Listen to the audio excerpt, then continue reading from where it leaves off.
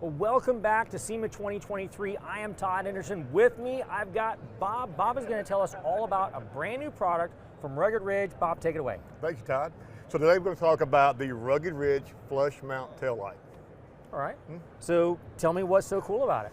Well, to me the coolest thing about it is that, for one, it's no drill installation.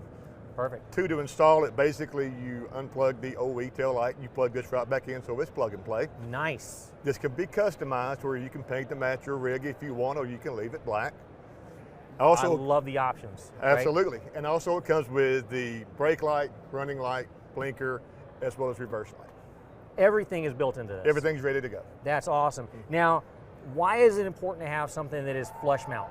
Well, the OE taillight itself is rather big and bulky wise, and it kind of flares out here on this side for the JL as well as the Gladiator Right, wise. something to hit. Yes, so if you're off-roading and you get a little bit close to a tree limb or a tree or another rig, you have a tendency to knock off that taillight. So this is a very sleek design, close to the rig.